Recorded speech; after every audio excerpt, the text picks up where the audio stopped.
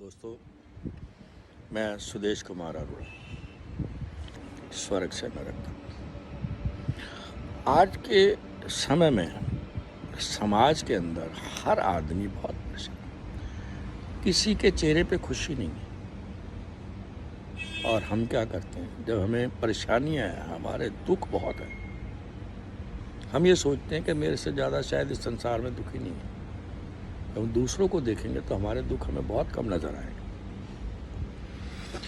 आज हम क्या करते हैं, मुझे परेशानी हुई, मैं किसी गुरु के पास चला गया।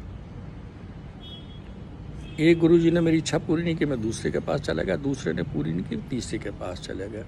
हम तो भगवान भी बदलते रहते, तो गुरु भी बदलते रहते,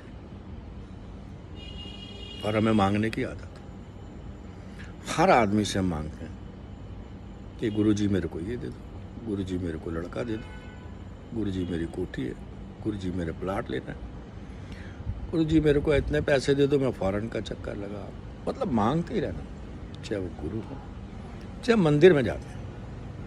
भगवान से भी हम सुबह यही प्रार्थना करते हैं। जब हम प्रार्थना करते हैं, हमारी प्रार्थना कम होती है, उसका नाम हम कम लेते हैं, अपनी परेशानियां बताते हैं कि भगवान आज मेरा ये काम कर देना, आज मेरे बेटे का रिश्ता होने वाला है, भगवान लड़की अच्छी सी दे, आज मैं ज़मीन का सौदा करने जा रहा हूँ, आज मेरा ये कर दो,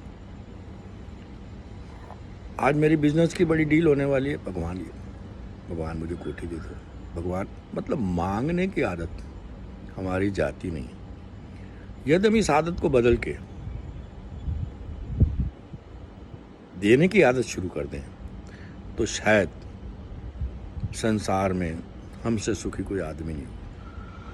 जब आप सुबह उठो, भगवान के पास प्रार्थना करो, भगवान मुझे आज एक ऐसा आदमी दे दो जिसकी मैं मदद कर सकूं, ऐसा बच्चा दे दो जिसके मैं स्कूल की फीस दे सकूं, ऐसा बच्चा दे दो जिसके मैं कपड़े सिलवा सकूं, ऐसा आदमी दे दो जिसकी मैं मदद कर सकूं। यकीन मानिए, जो आप रोज़ भगवान से मांग रहे थे, अब आपको बिना मांगे सब कुछ मिलेगा।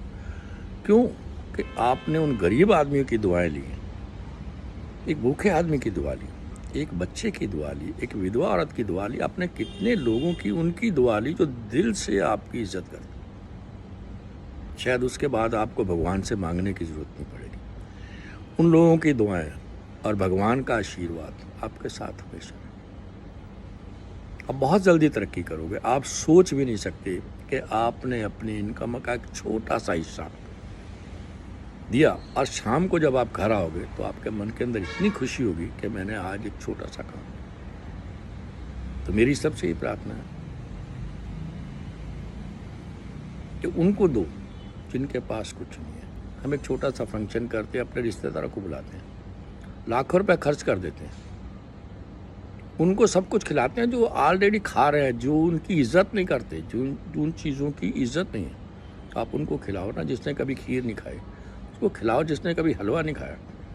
तो फिर देखिए उनकी दुआएं आपको कैसे काम करें।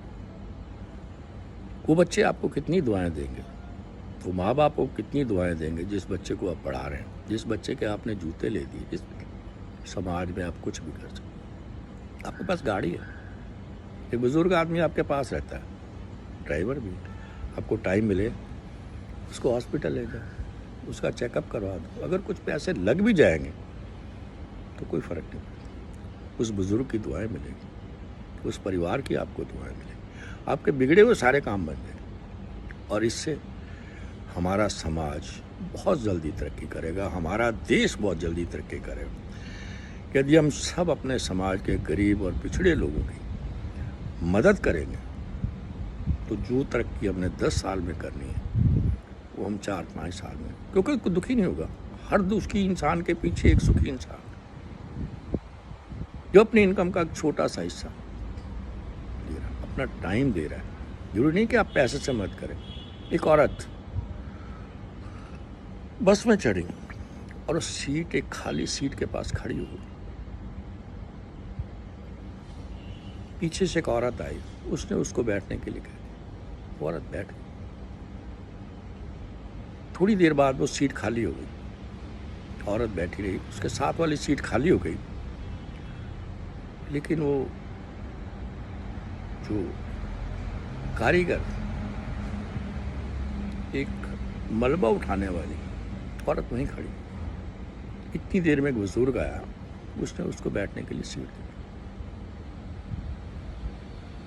कुछ समय बाद बुजुर्ग उतर गया, एक लेडीज आई जिसके पास बच्चा था, उसने उसको सीट दी।